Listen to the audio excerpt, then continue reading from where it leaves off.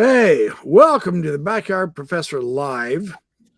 I am really excited about my guest tonight, and I want to welcome all of you and say you're in for a treat. We've got a heck of a show coming up.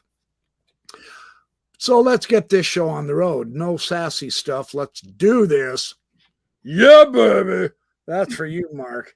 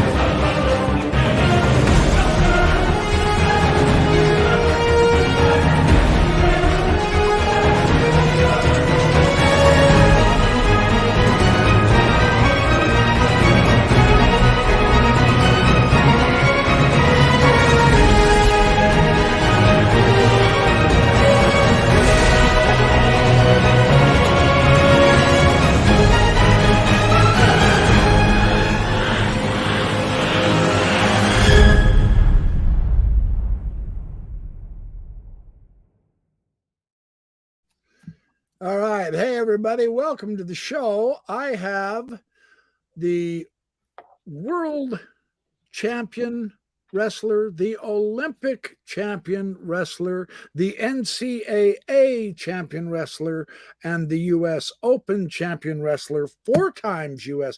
He told me how to do this, so I'm going to do this before I bring him on. 4-time U.S. champion wrestler, 3-time I cheated. I wrote it down. NCAA champion wrestler, 2-time world champion wrestler, and 1-time Olympic champion wrestler. This guy is even tougher than Radio Free Mormon and the Backyard Professor combined. Let's bring on my wonderful guest, Mark Schultz. Bravissimo, bravissimo. The crowd roars. I don't have that noise of the applause, Mark. That is the greatest intro in podcast history. Oh, you are so gracious. Say that again. I could watch that 100 times.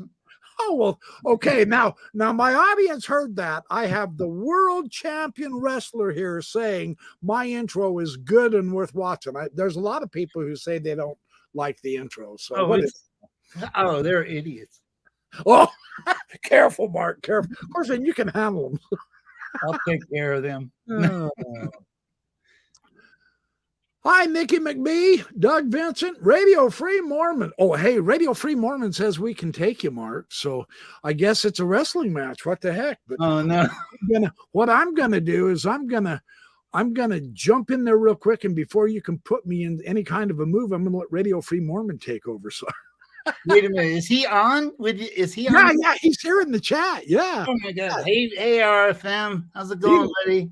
He loves you. Doug Vincent, Radio Free More, Boba Lover, and Doug Vincent, my buddy. Nathan Peterson, how are you, my friend? And Dan Vogel's in the house. Tim Rathbone, Gail Caps. Oh, man, all of my favorite people, man.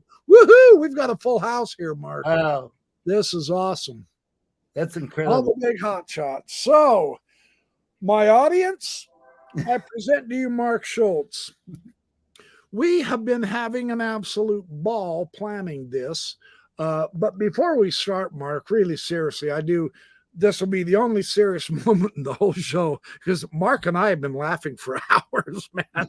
We hit it off like this. We're having too much fun. It's illegal. But we both owe it to our podcasting partner, friend in crime and expose of crime, etc., John Dellin. Dellin or Delin? I've always called him Delin. John Delin, thank you so much for putting us in contact with each other of Mormon stories. Here's my impression of John Delin over the last couple of years, Mark, and you can tell me what you think. Now, you've been on his show. That's how I saw you in the first place. But I know Deland has taken a lot of criticism, of course. That makes sense. I mean, I get criticized too. I mean, beloved me, beloved RFM, you get criticized. I do. You know, but I've noticed something about John Deland's show that just there are days at work where I have to be in the truck a lot driving. And so I look up his podcast and listen to him while I'm driving. I don't watch him, but I listen to him. And Deland has some sensational programs with excellent guests. And that is how I actually ran into you. I was getting ready to be on the road for a couple of hours, and I get looking through Deland stuff, and I go, Mark Schultz, who's this guy? And oh, world champion wrestler. And I asked myself, Mark, I said, how is it that John Deland gets such world-class people on his show, man? So I got to listen to part of the podcast, and then I noticed your name in the comments on some of my videos. So I really sincerely need to ask you. I mean, I'm so appreciative. I'm grateful. I'm a little starry-eyed with you here on my program. Why do you watch my videos? Because you get right to the point. There's no BS, and you keep your eye on the ball. And when I like to learn something new, I like to learn really fast. And you just get right to the point. And if you were my professor in college, I always did really good in classes where I liked the professor. He had a good sense of humor. He didn't BS. He just got to the point. I'd be a straight A student in your class for sure. I know I would. I would be honored to have you as a student anyway. So we'll do that. Yeah, we'll do some podcasts together. Hey, yeah. We've got people we want to talk to together. So Doug Vincent, thank you for the in honor of your brother, Mark. Oh, thank you. That is so cool. Thanks, Doug Vincent. Doug Vincent's one of the coolest guys I know. He is something else. I'm not supposed to tell him that. It'll swell his fat head. So anyway, so Mark Schultz, you're my age. Yes, exactly. Isn't that interesting? Yeah, let's not tell anybody. No, we're to the point to where we can say we are 29 and we've been holding there for decades. That's right. I've been celebrating my 29th birthday for 30 years. I love it. Yeah, baby. I'm going to say, yeah, me and Mark Schultz, we're the same age, 29. We're there.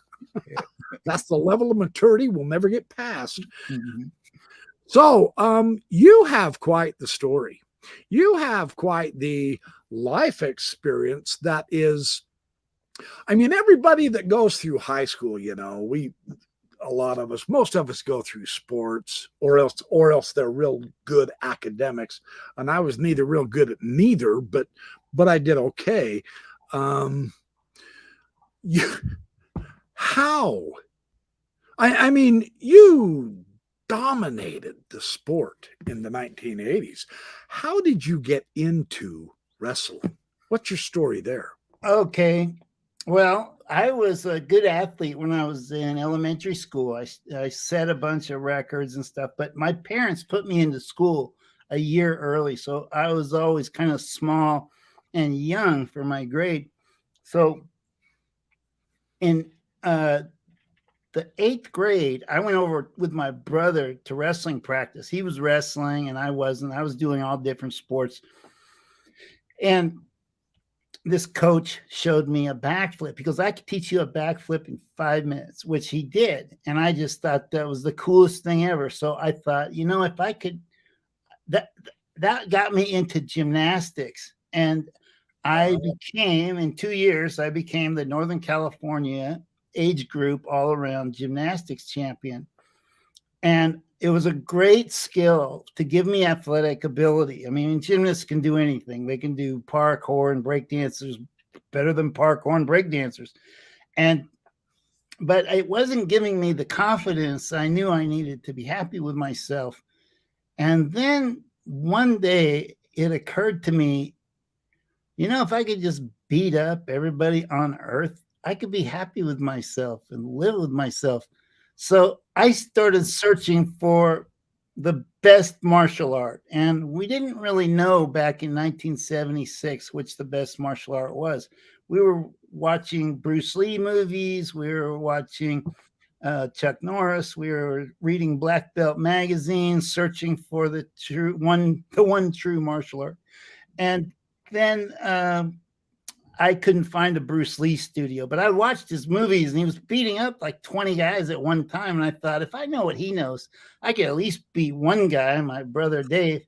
So I couldn't find a Bruce Lee studio up in Oregon. So I started this Chuck Norris style martial art called Tang Sudo. And my brother, who had been wrestling for several years now, came up for my 16th birthday and said something really disrespectful. And I thought, I'm going to show him who the boss of the family is now with my 4 months of Tang Sudo training. And so we went out in the front yard and I took a swing at him and he double legged me and got the mount and just turned my face into raw meat. I mean, I was so humiliated. I slept in the car that night. And then I thought, screw Tang Sudo, I'm going out for the wrestling team. And so I did. I went out for the wrestling team right away, and I wasn't very successful. I was 130 pounds my junior year, and I was 4-6. And that was my record halfway through the season. And then the coach, he kicked me off the team because I wasn't good enough. And I complained to the principal, and the principal told the coach, look, coach, you created a challenge match system to make the team, and Mark has won under your system, and then you kick him off. It's not fair. You have to put him back on the team, which he did, but it ruined the relationship for me going to the principal. And I couldn't wrestle for him anymore. So I transferred back to Palo Alto High School. And coincidentally enough, my gymnastics coach was also going to be my wrestling coach. And I went. Cool. And yeah. And I actually submitted his name to be inducted into the California Wrestling Hall of Fame. His name's Ed Hart. Anyway, we had my senior year, between my junior and senior year, I grew 30 pounds from a 130-pound junior to a 159-pound senior. And wow, we scheduled 3 tournaments that year. I forget the name of the first one, but I broke my toe and I couldn't go. So the second one was the Alisal tournament. I lost my first match and I was eliminated. And then my third tournament, I took third. And that was the only experience in tournaments. 16-team tournaments. These were all 16-team tournaments. And then at the end of the year, I won the league, which was 9 schools. That was the first time I won a tournament in high school. And then that qualified me for the region, and I won that. And that was 20 schools. And that qualified me for the Central Coast section here in California. And that was 90 schools. And I won that. And I was named the outstanding wrestler. And then I went to state. And the guy that I beat in the finals of the Central Coast section was the defending champion of the Central Coast section, Joe Guillory from James Lick High School. And he got beat first round at state. And I thought, man, these are really tough guys. But I was studying this Eastern Indian philosopher named Jiddu Krishnamurti. Have you ever heard of him? I have. He just changed my life. He really did. And I used his teachings to try to keep my head on and not freak out. And I won my first match barely against the guy that was 5th in state. And then the next match I had was against the number 1 ranked guy. And I was losing with 10 seconds left. And I got an escape to go into overtime. And then I caught him with a banana split in overtime. And I beat him. And that put me in the semifinals. And the guy took me down, rode me the whole first period. Second period, I had this move the Stanford wrestler named Bob McNeil showed me, I called the Bob McNeil side roll. I caught him with one, and I put him on his back, and he's had to fight the whole second period to get off his back, though he was exhausted, and he couldn't get away for the third period. So now I'm in the finals, and the guy takes me down right away, and I get away after a minute, and then he takes me down again right away, and I get away at the end of the period, so it's 4-2. Second period, I catch him with a bobbing heel side roll for 2, and now third period, all he's got to do is escape, and he's the state champion. Well, he stands up, breaks my lock. I reach down, grab his leg, and I hold on for dear life, and I didn't know what I was going to do. And I'm thinking to myself, this could be my last match ever. I mean, I don't know what I'm going to do if I don't win this match. My plan was to join the Marines, and go and meet new and interesting people and then kill them. So I did something I had never done before. As soon as my cardio recovered, I did a back suplex with a single leg, and miracle upon miracles, he lands on his back, and I slapped in a half Nelson, cradled him for 3. And I won the state championship after 16 months. It was such a miracle. It was like the catalyst theory for me to believe in God.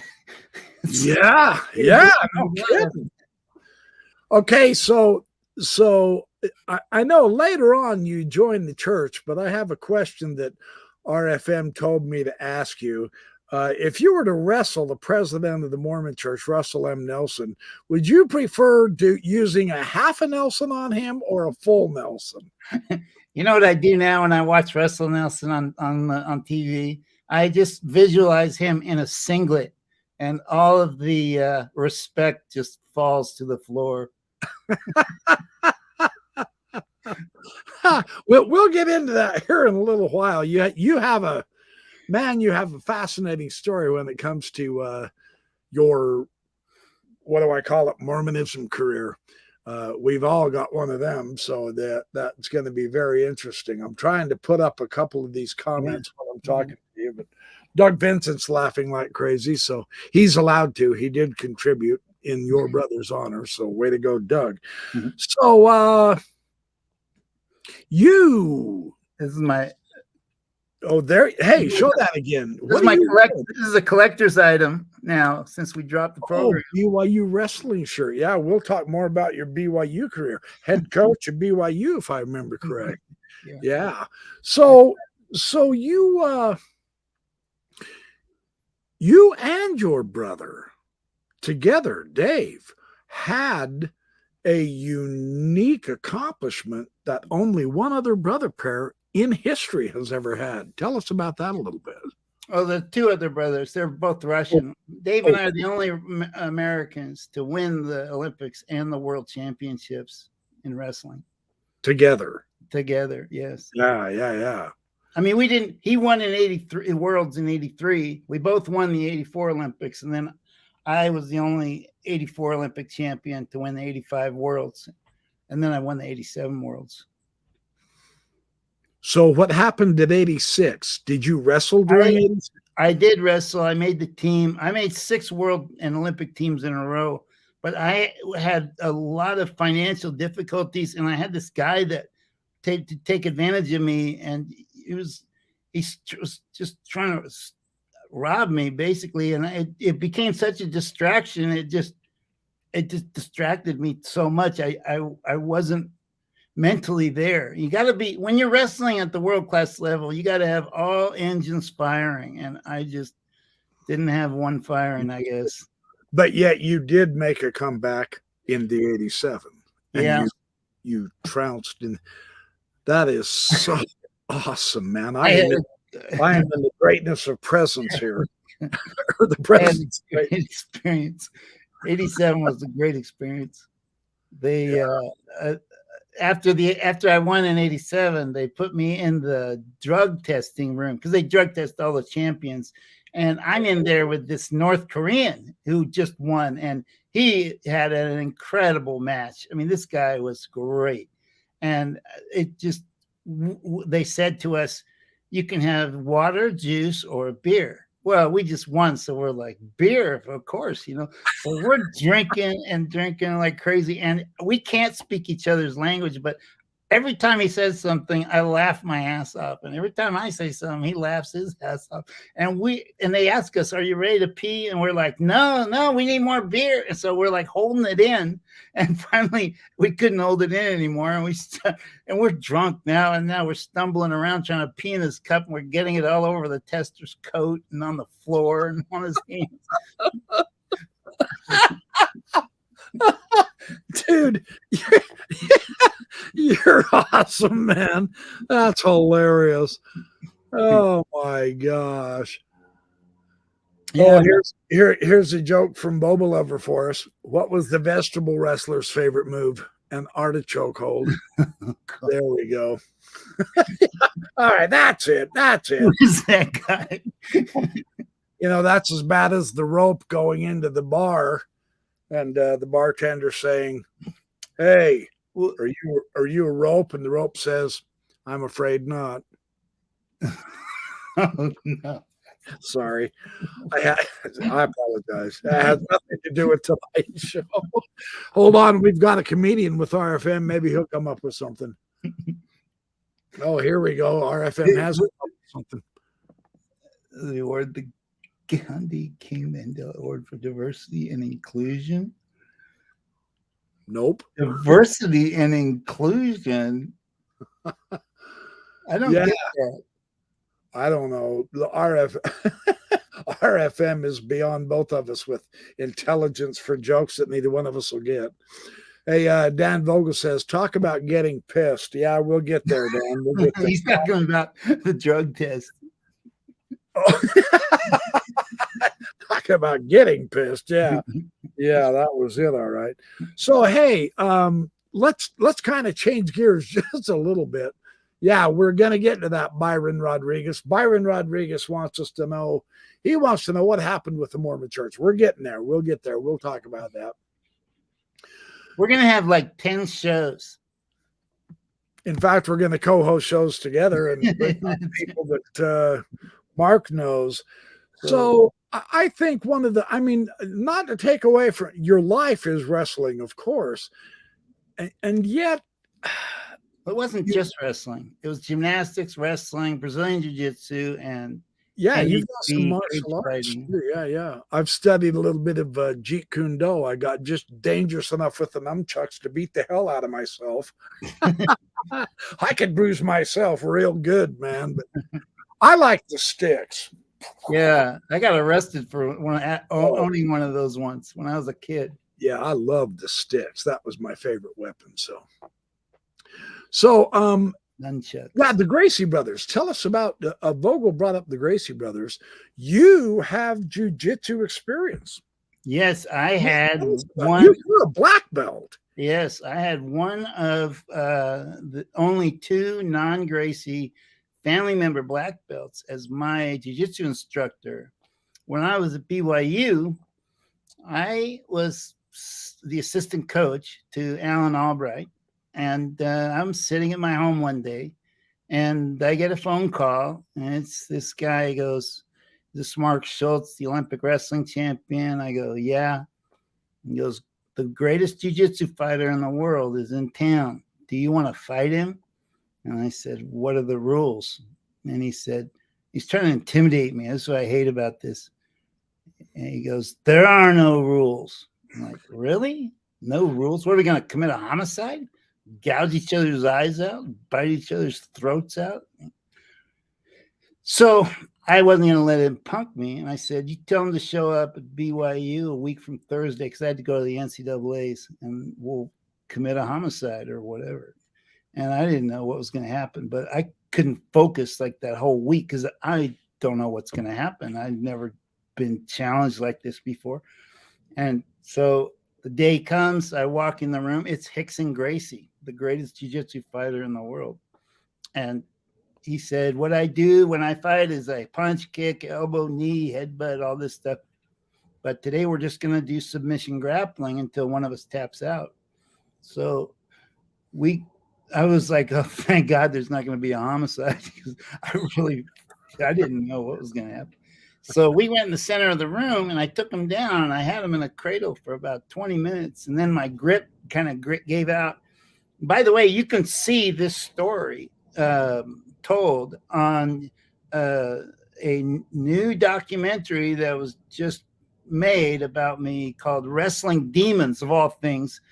And it's on UFCFightPass.com. And you pay like $2 and you can buy a membership and watch this. And it shows the whole story of how this story I'm telling right now happened.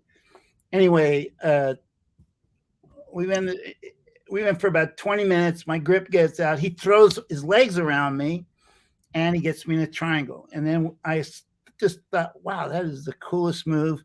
And let's go again. So we went again, and I've been on top of him now for 40 minutes. So I thought maybe I'll let him get on top of me. So I let him reverse me. And then and me being a wrestler, I brainwashed myself to go belly down. So I'm trying to keep him from turning me like I'm in freestyle or something. Well, he just starts weaving in this rear naked, and he finally gets it. And I tap out again. And then he said something that just made me love this guy. He goes, Mark, you're the toughest guy I've ever gone against. And I just fell in love with the guy. And I found one of his students. He had a student, Pedro Sauer, was living right there in Provo, Utah, of all places. I mean, that's one of the reasons I believe in God. The coincidences are just amazing. And I became a student of his for 3 years. And nice. Then I get a phone call one day from Pedro, and he said, hey, Dave Beneteau, the National Wrestling Champion of Canada, is going to fight in UFC 9. He wants to come down to Brazilian Jiu-Jitsu with our guys, and he wants to wrestle with you. Would you wrestle with him? And I was like, yeah, sure. So he comes down. We work out for like 2 weeks, and the last day I slam him and he breaks his hand, and I take him to the hospital, and the doctor said, if we put a cast on, obviously you can't fight, but if we put a plate in, you might be able to cover it up and still fight. So he said, put a plate in. So he puts the plate in, and me and him and Pedro all meet in Detroit for UFC 9. And then we're in the press conference, and somebody ratted Dave out and said his hand was broken. So the doctor comes over takes a look at his hand, and he says, I'm not going to let you fight. And then and Pedro says to me, hey, Mark, I know who you're going to fight. I can beat him. I think you can too. So I went over to the promoter, Bob Meyerowitz. I said, hey, what do you think about me taking Dave's place? And I swear he said this, and I quote, he said, oh, that's a great idea. You're Olympic champion. When you lose, it'll be even better.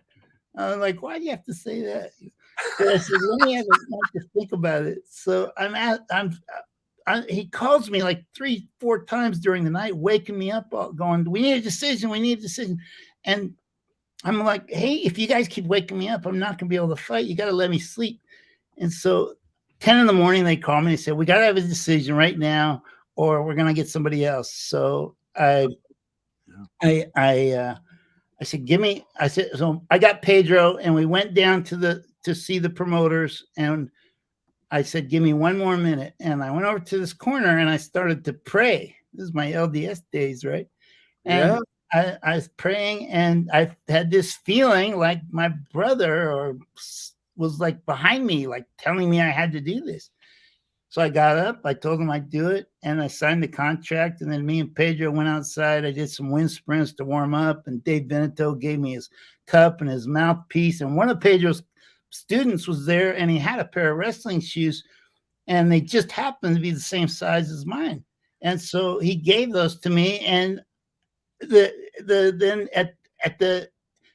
was only 2 rules in the UFC back then. This is like the primordial days, and the only 2 rules: no eye gouging, no biting. But they also added a 3rd rule, saying if you wore shoes, you couldn't kick. So I decided to wear shoes and not kick, because I thought I needed traction for my style.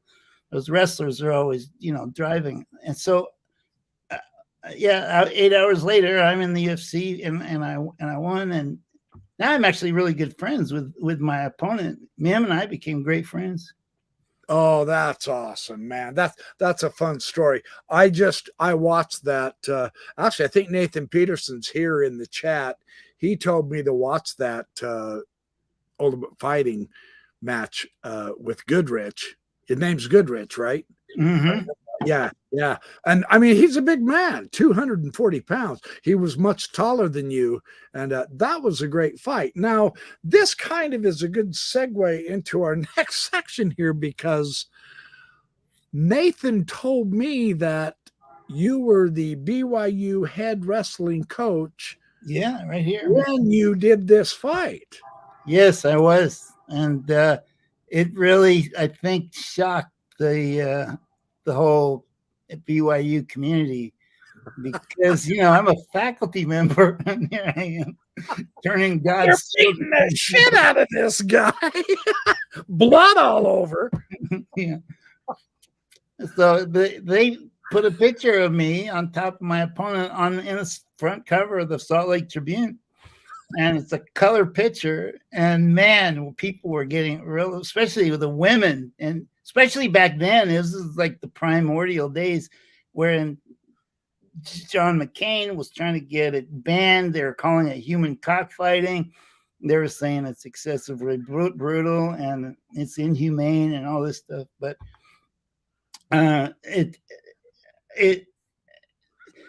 so the new president, Merrill Bateman, he calls me on the carpet and he says, what you did is not what we're about here at BYU. And you can keep your job, but you can't keep fighting like this in this sport.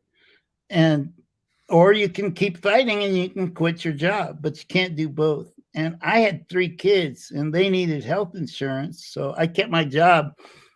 And that was the only fight I had.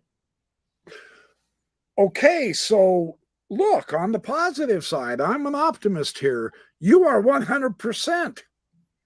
1 for 1. I'm 1 for 1. Yeah. That's perfect. It doesn't get better. Undefeated. Undefeated right there. So I'm telling you, you are a world champion. So there you go. Yeah, that is just so interesting, because my wife years ago, she said that one of the things that attracted her to me, she said, you were not a pasty face. And so many of the Mormon men are pasty faces. And I asked her to explain that. And she said, I'm not trying to insult anybody, but you can always tell a Mormon man to 90% accuracy, because unfortunately he looks like a wimp. You don't get any sun. Yeah. You don't have a chest. She said they demasculinize you, so to speak. Yeah. So I can just imagine, here comes Mark Schultz to BYU. Now tell us what you did for the BYU wrestling program. I mean, yeah, they probably didn't appreciate your fighting and all that in that ultimate fight, but what you did with the program was pretty dang awesome. Yeah, when I took over as the head, I was the assistant coach from 1991 until 1994 for Alan Albright. He was a great guy, by the way. And then he told me, Mark, I'm going to leave. They keep threatening to drop wrestling here, and I want to move on to something else. And if they don't drop it, I can set it up so you can take over as the head coach if you want. And I really wanted to, because when I first got to BYU, I thought that was the greatest campus ever. I arrive on campus. It's got the Y Mountain in the background. Yeah, it's a beautiful setting. Oh, it's incredible. And I see this 8-point mule deer walking right between the Smith Fieldhouse and the Richards building. I was like, man, this is the greatest campus on earth. I got to have a wrestling camp here. So I'm thinking if I can take over, I could start wrestling camps and make a lot of money. But it turns out BYU is the only school in the country that runs all its own camps. So I never got to do that. But the first guy that I met on BYU's campus, I was kind of leery of Mormons, and I didn't, really trust them. I didn't know much about them. And I asked this guy, "Hey, are you Mormon?" He goes, "Yeah." And he goes, I go, why'd you come here. He goes, well, to tell you the truth, I came here to wrestle. I was like, oh, really? Oh, I'll probably see you around then. I'm Mark Schultz. And he got so embarrassed because he knew I caught him in a lie because he knew I was never going to see him. Anyway, I went to the athletic department and looked up a brochure for the wrestling program because I wanted to see who the head coach was so I could walk up to him like I knew already what he was and, say, hey, how's it going? Which is what I did. Hey, Alan, how's it going? And we became really fast friends, and I just love that guy. And he set it up. He did exactly what he said. He left in 3 years. He set it up so that I'd take over as the head coach.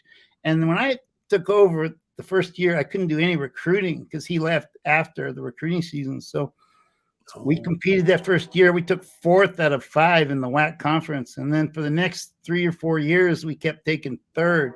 And then our final year, we destroyed. I had 3 top 10 recruiting classes in a row. And on one of those classes was on my team my last year. And we destroyed everybody in the WAC by 30 points. And who knows how good we would have been if I'd had my other 2 recruiting classes back from missions. But we'd probably be in the top 10. Wow. Yeah, that's so. You showed them your value, even though you showed them you were also a badass. Well, my wrestlers respected me, and I respected them. I mean, they were the #1 academic team in the nation 3 times. And then, they kept getting better every year. And yeah, that is awesome. Hey, look at this. Nathan Peterson said Mark had some amazing recruiting classes. Rocky Smart. You remember Rocky? Oh, yeah. Tell us about Rocky a little bit. Nathan knows him. Rocky won the Reno tournament, which is like a national tournament, huge tournament. There's like 60 guys in that tournament. Oh, wow. And I got him. I got his brother, Rangy Smart. And those 2 guys were like the cornerstone of my team for a long time. And Aaron Holker was the first All-American BYU had in 13 years. And as a freshman, he became an All-American. And then they dropped the program, and he transferred to Iowa State and won the NCAAs. Oh, wow. We could have had an NCAA champion on our team. Okay, so here's the question, Mark. And you don't have to answer this if I'm treading on sacred ground. However, do you think why would they drop the wrestling program when you had taken it up so high and elevated it in prestige? Do you think part of that was that you actually did that ultimate fighting and that wasn't the image they were looking for, or is it something else, or is it a mishmash of everything? What do you think? I think it was a mishmash of a lot of different things. There was the fact that I don't think they really liked us that much. I think we were kind of like, but see, we were really academically the greatest team in the nation. And I mean, these guys were really good kids, man. They were just morally, you can't beat these kids. And academically, you couldn't beat them. And they were getting to where you couldn't beat them in wrestling either.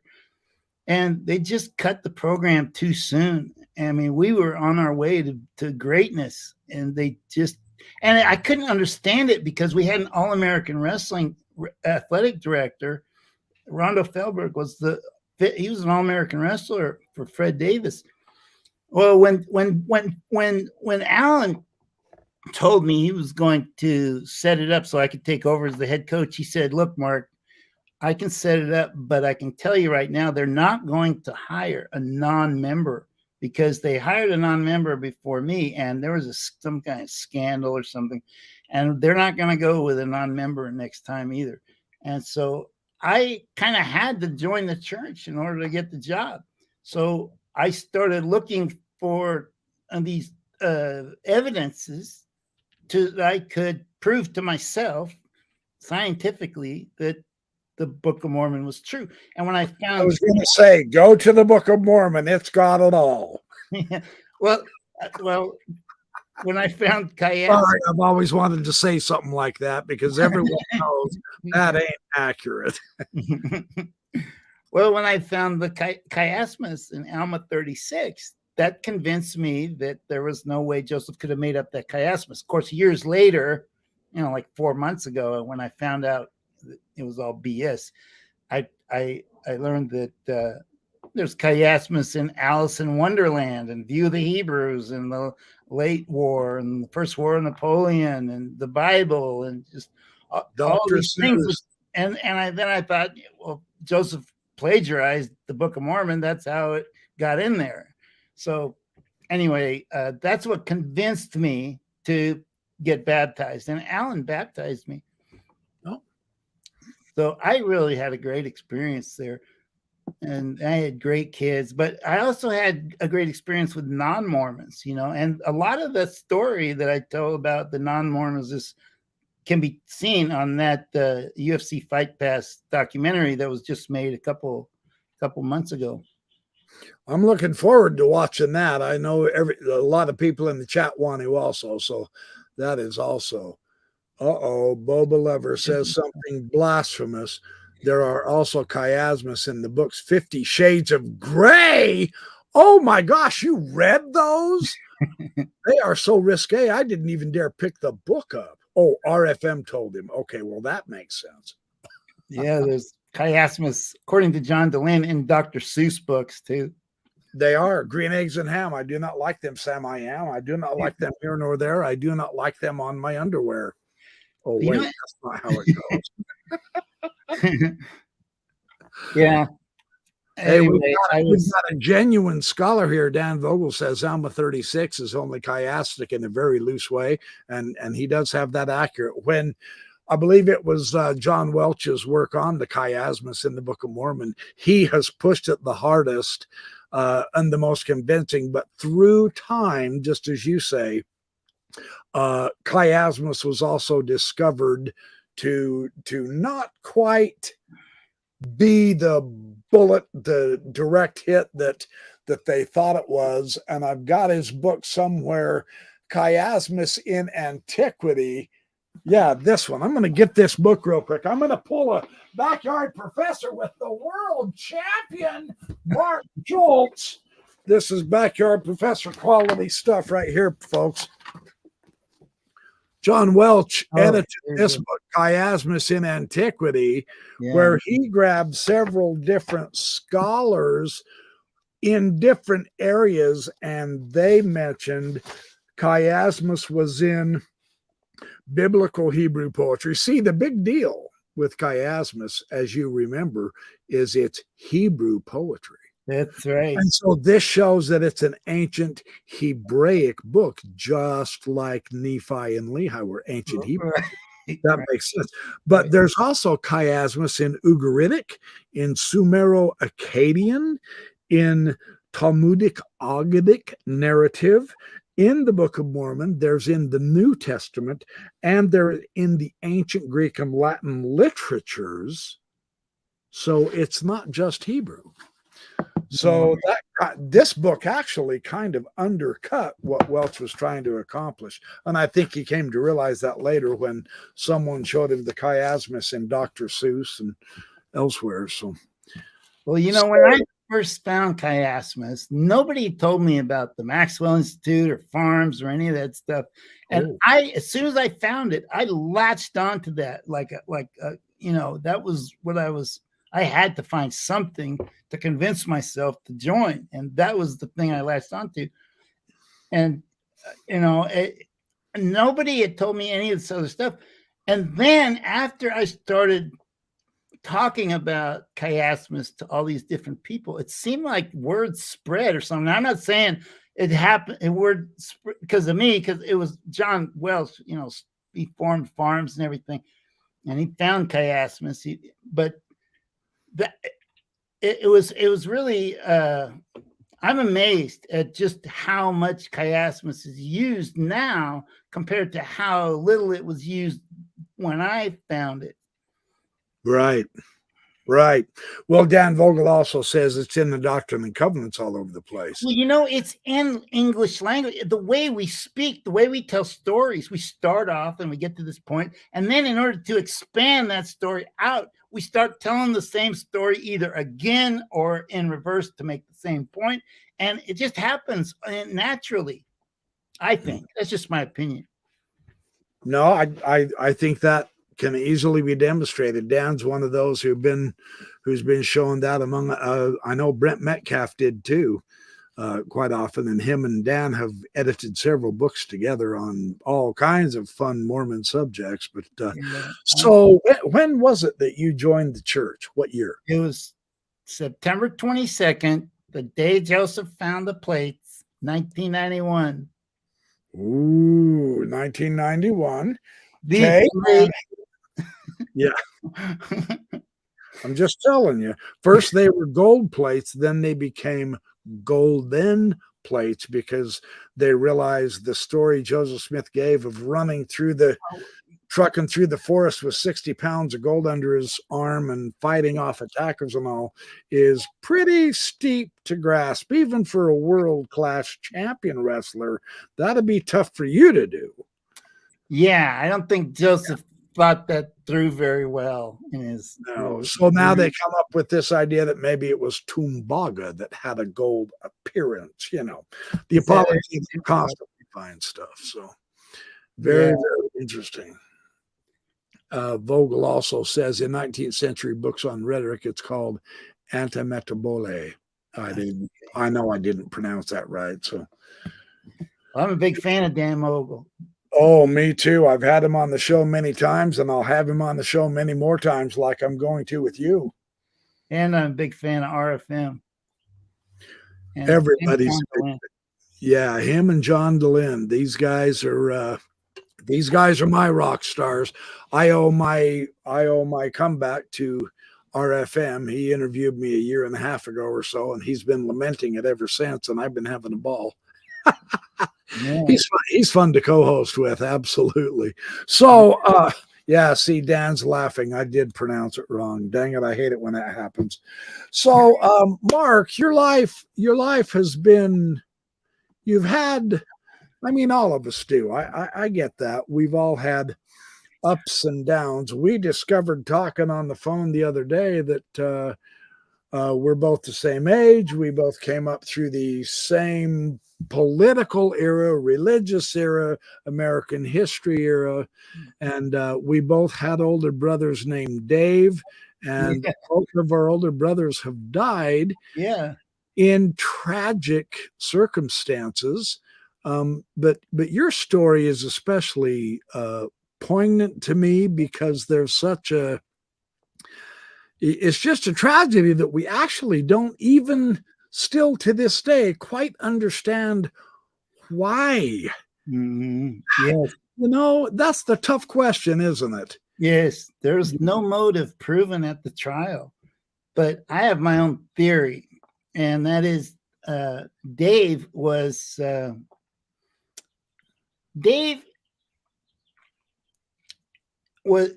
think what happened was Dave was training for the next Olympics, and he was getting so much respect and admiration, and DuPont just was so jealous of Dave's respect and admiration.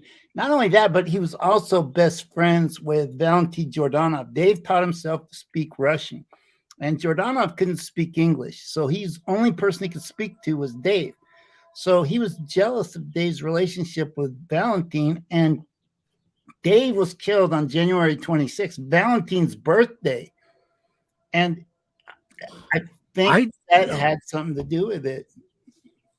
Oh, so this DuPont, now who was Valentin inherited all of DuPont's money after he died in prison in 2010.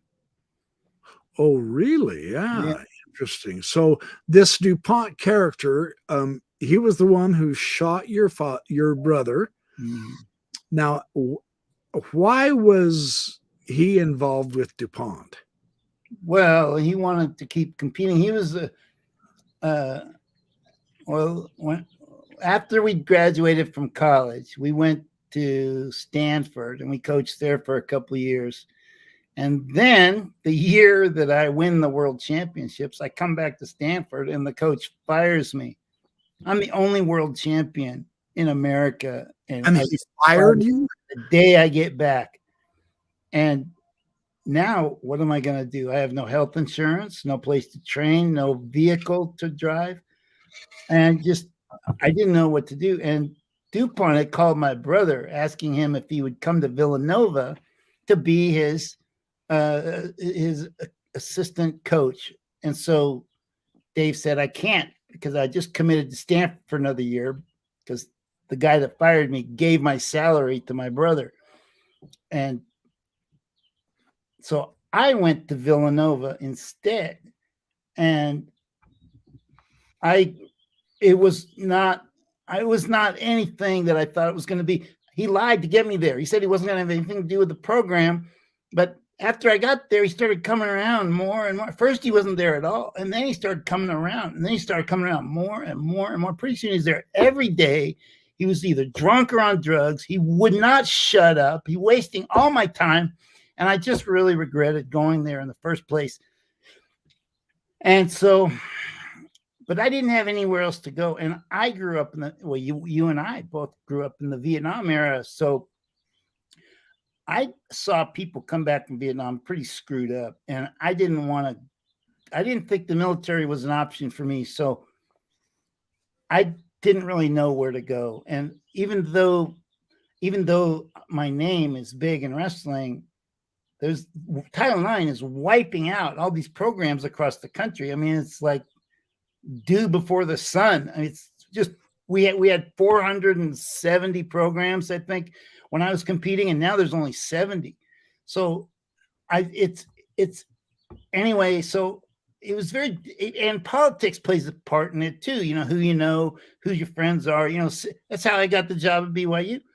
So when I left Villanova, I went to BYU, and I became an assistant coach to Alan Albright. But there's a lot more stuff that went on at Villanova and Foxcatcher that you can't even imagine. I mean, it's just so. DuPont is the one. He was actually what Dave was working for DuPont, right? That's right. In wrestling. Yeah, he was coaching. And he was competing for Team Foxcatcher. I went there to get the job at Villanova. And part of the deal was I had to wrestle for Team Foxcatcher during the freestyle season. But when there was no facility to train there. And he lied to me. He said that they were going to turn this Butler Annex building into a big wrestling facility, and they never did. And so there was no place to train. There was nobody to train with. It was a terrible situation. And so I left, and my brother came on board 2 years later after they had built this training facility on DuPont's estate, and they dropped the Villanova program, and now it was just a freestyle program called Foxcatcher. Okay, interesting. So now I watched that movie Foxcatcher. They kind of had to shrink up the time element in the movie to make the movie work. I guess they made it look like both you and Dave were there at Foxcatcher at the same time. Yeah, we were never there at the same time. And I don't like that movie, and I don't like the director that made that movie, because I couldn't understand why he was putting all these scenes in the movie. And it was supposed to be based on my autobiography. I have a New York Times bestseller autobiography. It's called Foxcatcher. And he used that to create this movie, but he changed it so much that you can't even recognize it. The book and the movie aren't even, you can't tell how he got that movie from my book. But he is quoted in the Washington Times as saying, "My intention from the beginning is to disrespect and demean Mark Schultz." And everybody asks me, why would he do that? All I can tell you is He's an asshole. There're just some people you can't please, I guess, you know. He must have been jealous. I don't know. That's how it works. But I was played by Channing Tatum, who was People Magazine's sexiest man alive, which was the only person they could find to play me. There you go. Yeah.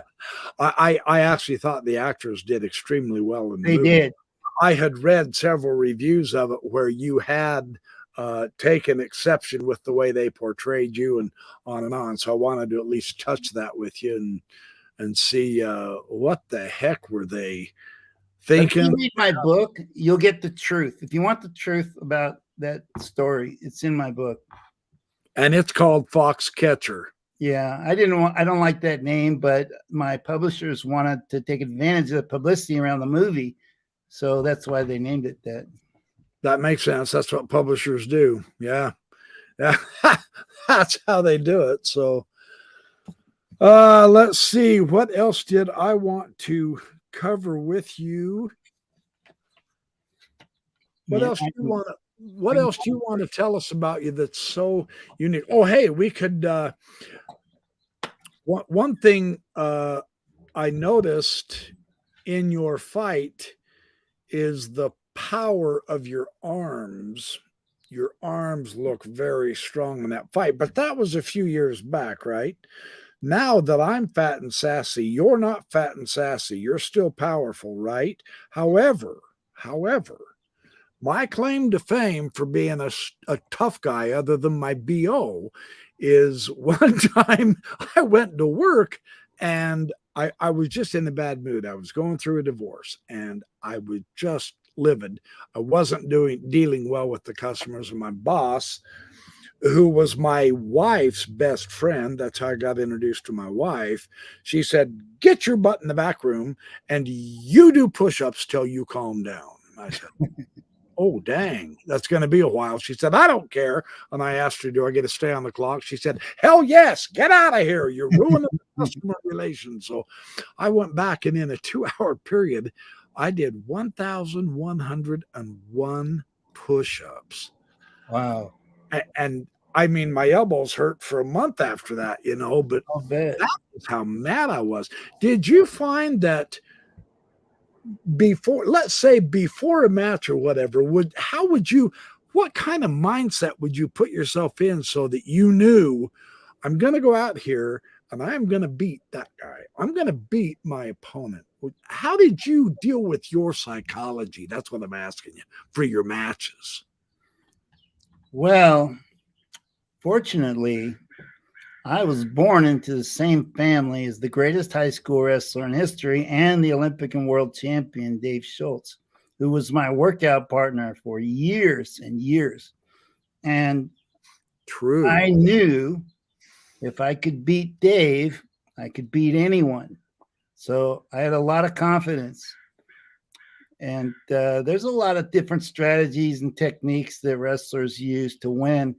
You know, there's a lot of technique involved. A lot of people think it's like brute force or just strength or something. It's not. It's a combination of every athletic ability you can imagine, you know, and it's really, people think that Dave and I are very different, you know, because he's built very different than I am, but he's really very strong.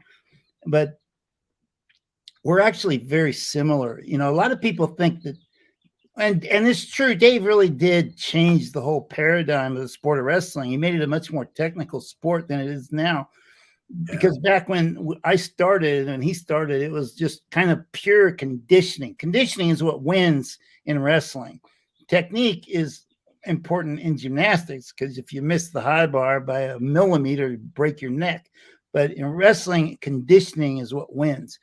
And so he was constantly, we were constantly trying to survive in an environment that was pushing our conditioning to the limit every single day. We're just pushing ourselves as hard as we can.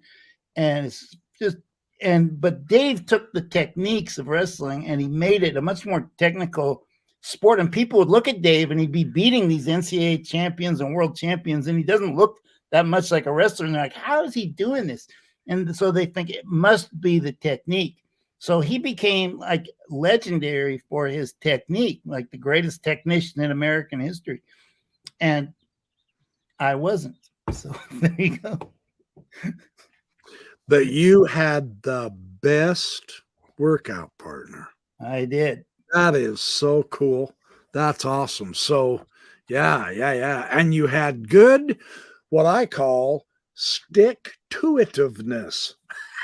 It's a pretty long word, but, don't ask me to spell it. I could, I guess, on the screen if you wanted me to. So, okay. We get to the point to where I've been trying to lead up to, because from my point of view, this is what, this is why I do these videos and podcasts, is because of the issue with our lives being so involved. I'll say involved with the church simply because of the culture that you were born into it. And I was born into it. You're a convert. You had no chance. Right? You want a miracle, I have a miracle too. So what was it that you're no longer Mormon? What was it that kind of changed your approach? Why aren't you a Mormon anymore? I guess tell us your story about your involvement with Mormonism and then why you have stopped. Yes. My best friend, who will remain nameless, told me a story about how he got the West Nile virus, and he had a near-death experience, and he went to the void. The Mormons call it outer darkness, I guess. I don't know. It was just all black, no light. He said it was like just the most frightening thing you can possibly imagine. He's like, take your worst fear, multiply it times 1 billion. He said he became fear itself. And when he got out of that experience, he just read the Bible like crazy. And he got to the point where he was like quoting all these Bible verses to me all the time. And I'm sitting here listening, going, yeah, I'm just amazed at how he can memorize all these Bible verses. And finally, one day I asked him, why don't you read the Book of Mormon again? Because he comes from a very long line of members. And, his great-great-grandfather was like the first guy in his area, anyway, if I tell you where he's from, you'll figure out who it is. But anyway, he when he told me, I said, why don't you read the Book of Mormon? He goes, why? And I said, well, it's scripture, right? He goes, yeah, but it's not true. And I just was like, what? I couldn't believe it. He just stunned me when he said that. And I said, what do you mean? Why isn't it true? He goes, because there's a doctrine in the church that says if you don't get married in an LDS temple, you lose your kids in the afterlife. Not only do you lose your kids in the afterlife, but you become a single ministering servant angel and serving the people that have been through the temple. And I said, there's no way that's true. He goes, yeah, it is. And I looked for it. He didn't tell me where it was, but I took the information and I Google searched it. Couldn't have done this in 1991, but I Google searched it and I found D&C 132 and I read it very meticulously. And I saw the dark side of that doctrine and I was out like that. Interesting. So now was your friend Mormon also, right? Yes, his whole life. He was born into it, just like you. Oh, okay. So he told you the reason I don't read the Book of Mormon, and so therefore he actually brought out that would be the doctrine of the polygamy doctrine. Yeah. Most people don't see. A lot of people think that doctrine is only about polygamy. It's not. The worst part about it is you lose your kids in the afterlife unless you go through and get married in a Mormon temple. Well, you can't go through and get married in a Mormon temple unless you pay all your tithing and serve your calling and do all these 140 things, like kill yourself to get through the temple. I was like, there's no way. There's no way. That's they only had you doing 140 things. You got the Jews have 633 laws or something like that. Yeah, that's interesting. That's a good point. I think at one point, once I realized as an apologist, I was defending the indefensible, and I threw it over that way. The implication that all of the psychology of the threats, because there is an inherent threat in there, isn't there, Mark? There is. You're going to lose your family. That can be psychologically terrifying. Yeah. I had a friend tell me a story. She said, I was sitting in my house one day, and these Mormon missionaries came to my house, and they knocked on the door, and I let them in, and they said, hey, you want to learn more about this church? And she's like, yeah, tell me about it. And they start their sales pitch, and they go, did you know you can be with your family forever? She goes, yeah, I know. I believe that already. And that pretty much killed their sales pitch. Oh, interesting. Very interesting. Yeah. This is what the church does. They don't, it's a backhanded, sneaky way of getting you in and then using your family against you by saying, if you don't do these things, we're going to separate you from your kids and your family. Yeah. And honestly, just man to man, is there any other way to see that except just pure heinous? Yes, it's ugly. It's really ugly. It's evil. Ugly. Evil, there's the word. Yeah. And see, this is why, I mean, Radio Free Mormon and myself and John DeLynn and Nemo the Mormon now and Rebecca Biblioteca, all of my wonderful friends out in the podcast world, Steve Pinecker of Mormon Book Reviews. We are trying to explore options that convince people that the power, the light, the love, the self-worth is already here. Now, you would have had to have had that as a wrestler. Yeah. But you can also have it as a human being. Yeah. When it's involved with religion and all that stuff, right? Would I be wrong in saying it that way, you think? No, that's true. Brent Williams gave me a compliment. I'm going to post it because I'm vain, but thank you, Brent. Yeah, defending the indefensible is a great term. Here's Nathan Peterson, our good friend Nathan Peterson here. Nice family you got there. Shame if anything happened to it. He's got a phone, doesn't he? Yeah. No kidding. Mormon church in a nutshell.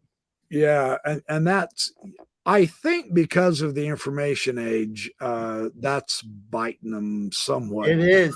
They can't get away with it now. We're in the information age. I couldn't have done any of this research in 1991 when the internet came online, but 2022, it's everywhere. It's going to affect the Mormon church a lot. They're experiencing a massive exodus from the church right now. And they're getting on and they're making these ridiculous claims of how it's still growing and all this stuff. Well, and again, it's just like that. I just posted a video this morning on the suppressed 1831 revelation, there's a certain type of image that they feel they have to portray. And so there's some parts that they'll keep out. There's other parts they'll allow in only if they can change it up a little bit to make it a little bit more glorious than it is, etc. Yeah, it's like all the versions of the first vision. Every one of them gets a little bit more embellished, a little bit more miraculous. The more people question Joseph Smith's authority, the more miraculous and embellished each new first vision version becomes. Yeah, was that a big issue with you also, that first vision one? No, but it just confirmed It's what just I one already of knew, that yeah, it was all BS. yeah, it's one of those things that add to the dog pile. Yeah, my big one was the Book of Abraham. Well, yeah, that's my big one too. Oh, really? Yeah. Yeah, See, we're more alike than you think, even I though you're know. We're like, way more handsome and way stronger. It sucks. No. The other one, I've got a bad confession to make, but I'm going to make it because I suspect this may actually apply to some apologists in Mormonism right now if they ever bother to watch this.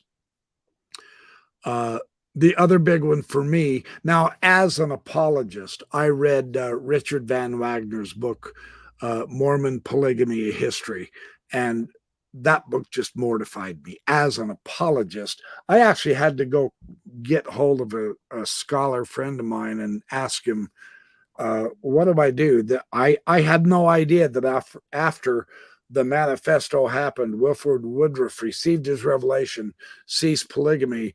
I had always just naively assumed, okay, well, the Lord has spoken through his prophet, so everybody quit polygamy. Well, everybody did quit polygamy except all of the church leaders. right. And I'm going, what the hell? This can't be right. So I went and asked a friend, and he actually pointed me to some other articles and I said, whoa, I can't have. Yeah, they actually went down into Mexico and just kept right on living polygamy, man, for several years, over a decade. And that just, so as an apologist, I said, I'm not ready for this. I'm going to stick with the Book of Abraham. So the first thing I did, once I recognized really, truly, the gig is up, can't defend this stuff anymore because of Robert Rittner in the Book of Abraham and that magnificent 13-hour interview that John DeLynn with our dear friend Radio Free Mormon here in the chat. They did that interview with Robert Rittner and my other very good friend, dear friend Dan Vogel, whose book I have right there, Book of Abraham Apologetics. Well, once no getting out of that. then I began reading about polygamy, and there's 3 or 4 books out there that not even the great Brian Hales, Mormon apologist, has refuted, nor can he take away the impact of the, I mean, how do I word this polygamy thing? Disaster. It was always done in secret. There was nothing but lies. It's all an image. It's all ego building for the man, and it destroys the woman's self-worth. That's Todd Compton's in Sacred Loneliness. Once the husband dies, the plural wife is just thrown out in the pasture like an old cow and worthless. And I mean, it's a horrible situation that it puts everyone in. There's no, well, Carol Lynn Pearson has a new book on not new, but new on polygamy. So that one sealed the deal for me. Yeah, I could see how a lot of members would stay in this church, even though they might realize that it's based on a foundation of lies, because every week somebody gets up and tells their wife for them that they are subservient to their husband. And husbands like that. Right? I am so, oh, thank you, Jewel Brown. I want to acknowledge that super chat. Thank you for your donation. I appreciate that. Good to have you on the show. What am I? Put your tithing into BYP. Oh, Thank you. I'm not going to require 10% on the gross or the net. Whatever's comfortable for you, I do appreciate it. I promise I will continue to try to bring excellent guests like Mark Schultz on. So, yeah, this theme of constant intimidation with the idea that it benefits the church, but once you've lost your usefulness. Yeah, the church really gets in the middle of your relationship with God. They're like running interference, like you got to get through us to get to him, And Yeah. it's really, Jesus never formed a church. He never required anything of us. All we have to do, we don't even have to believe in him. We're all saved because of his sacrifice. We don't, as long as we don't reject him, we're all saved. And we're not going into some stratified form of heaven where we're going to be serving somebody in the celestial kingdom while we're these castrated ministering servant angels. They call that TK smoothie. Oh, what a horror. It's a horror show. Yeah. Why people like you are so afraid of the Mormons is what Byron Rodriguez, why people like you are so afraid of the Mormons. I'm not quite sure what you mean. We're not afraid of the Mormons. We actually feel sorry for them, if that's what you're trying to hint at. So it's all good. It's love the people, hate the church. That's right. Just like the church. I love the Mormon people, actually. I'm thinking of moving back to Utah because I really had a good experience. Dylan, I would love to get together with you and have some barbecues, brother. That would be awesome. I'm a pretty decent cook when it comes to the grill. My wife is a sensational cook when it comes to the oven. I'm just saying, I've been very blessed that way. But that's why Utah's economy is so strong, because the church and the people they dominate.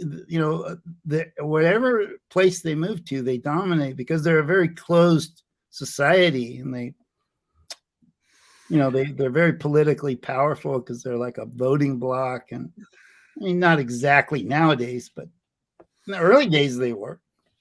Yeah. The Mormon Utah is a nice place. It is.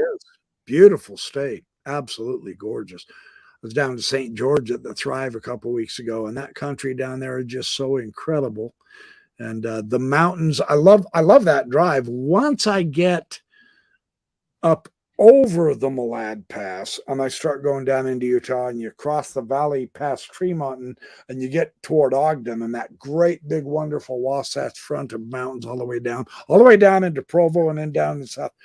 Those mountains are so gorgeous. I love that drive. So I raised my kids there. RFM says it backwards. I love the Mormon church, but I hate the members. Okay, RFM. I'm not a member now. I'm telling you, I'm glad I'm not either. So yeah, and there you go. Dan Vogel has a good point too. I love the Mormons, although they can be irritating as hell. Yeah.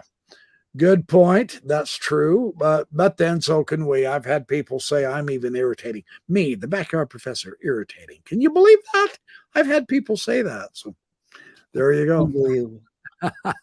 So, hey, do you guys in the chat, my lovely, wonderful audience, do you have any questions for the world champion, Olympic champion, NCAA champion, U.S. Open champion wrestler Mark Schultz that you'd like to ask?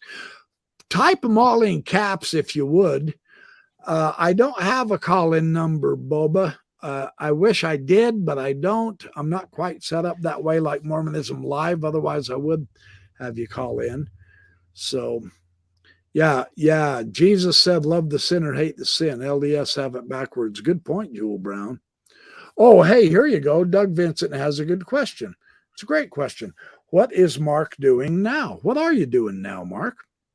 I have my own business where I run wrestling camps and jiu-jitsu seminars all over the world.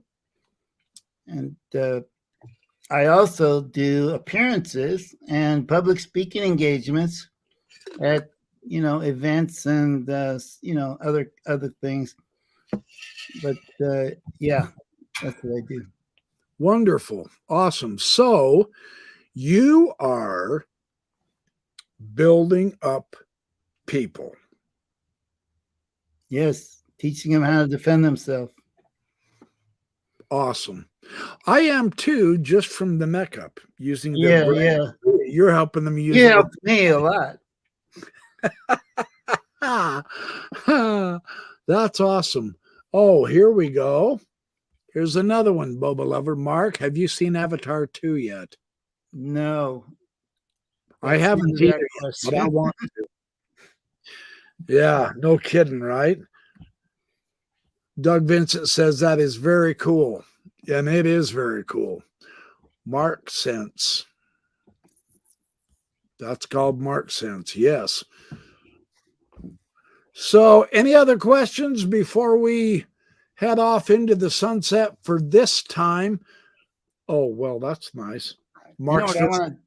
Mental jiu-jitsu. Yeah, what would you go ahead? What I want to do next time, or maybe this time, but we can, I don't know, we can do this tomorrow if you want. But I have a bunch of things, reasons why, evidences why I left the church. And it's kind of like, the Fawn Brody, no man knows my history kind of stories, that kind of stuff, and it's, the main reason I got out was because of the doctrine of losing your kids. And then the Book of Abraham was just more, just solidified, my decision. I knew because of Robert Rittner basically translating the papyrus, and, Joseph Smith saying,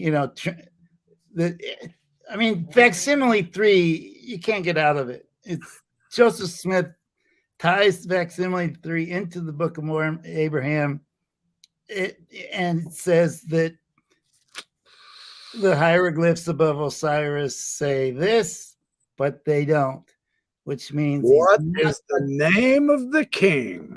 Yeah. So that proves Joseph is not a translator like he claimed, proves he's a liar. And if he's a liar about that, he's a liar about being a prophet, seer, and revelator also. And having said that, I want everybody to know I really do love the Mormon people. I think they're very hardworking people. They're pretty moral. Relatively speaking, my wrestlers were about the most moral people I've ever met.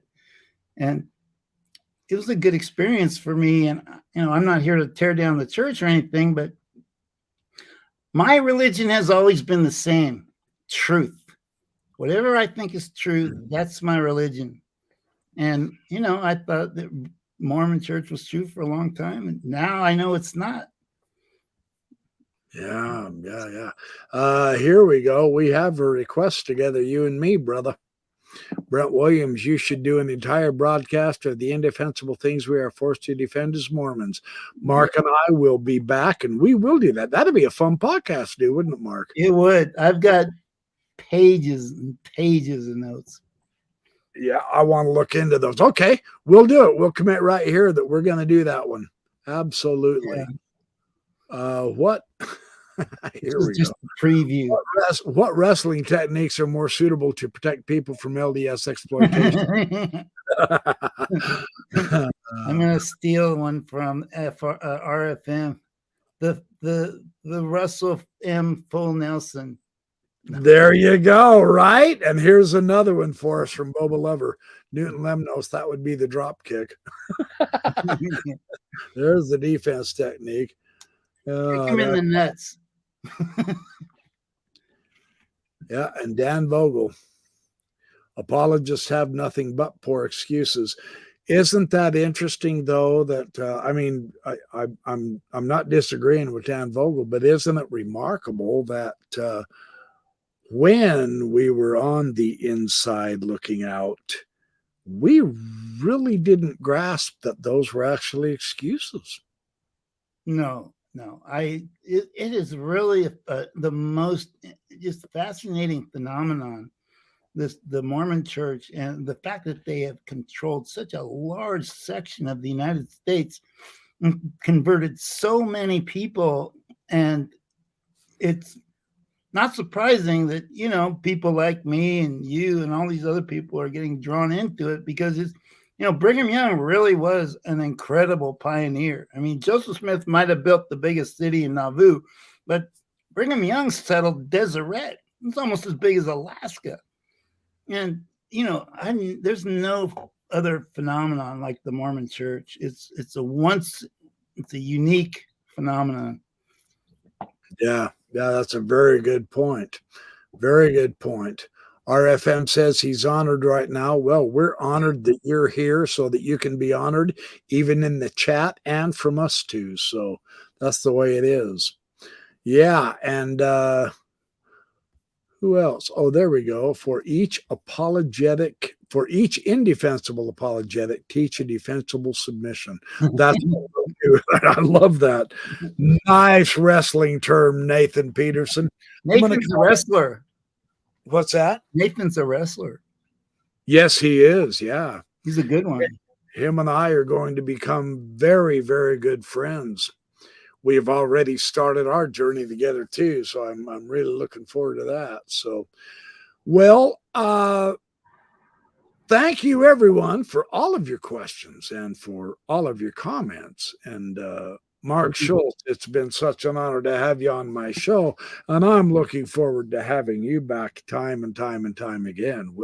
We will definitely be back with you. I think my audience has appreciated the here we go. One more plug. Thank you, Doug Vincent, another one of my dear friends. I've had him on the show too. We did the Erie Canal. Everybody needs to watch BYP's podcast on the 1831 polygamy revelation. You'll see the mechanics about, thank you, Doug. That means a lot to me, because that was the intention. Now, granted, that podcast is a little longer, but yeah, that's the idea. Newton Lemnos is clapping like crazy for you, Mark Schultz, as I am. We do appreciate your time. I know it's very important to you, and so we appreciate you taking your time. Is there anything else you would like to close out with by way of comment or? Yes. I didn't really, I did a lot of research for this podcast, and I had all these notes, but I didn't want to interrupt the spontaneity or anything by having to refer to notes and reading. Nobody wants to listen to me read, or anybody read, really. So I just thought I'd put those to the side. But I have a lot more about these truth claims that I haven't even brought up yet. As a matter of fact, stuff that I've learned just recently, just today, that I'd like to bring up that I think people would find interesting. And we will, because I am going to be thrilled to bring you back on the show, and we will explore those in depth together. I think my audience is saying right now that they want you back, and we will have you back. Dan Vogel says, "Stay cool, Mark." Absolutely. Thanks, Dan. Now I'm being told, "Hey, BYP, when do you want to do mission stories in Rick's BYU horror stories?" Yes, Nikki McBee, you're the one that commented to me. Yes, we will get together and do that too, Nikki. Absolutely. Stay gold, Pony Boy. Pony Boy? Uh-oh, that's a saying. That's a saying from a movie or something. I don't get the reference. Do you? I'm like Bill Reel. RFM is so fabulously talented and deep in that. Yeah, Doug is saying do it. So we will. So thank you for all your support. You've been an awesome audience. Again, Mark, thank you very much. We are going to close out for now, and we do appreciate all of the love and support. I can't think of anything I would rather say than I love you, brother, and I'm looking forward to co-hosting some more podcasts with you.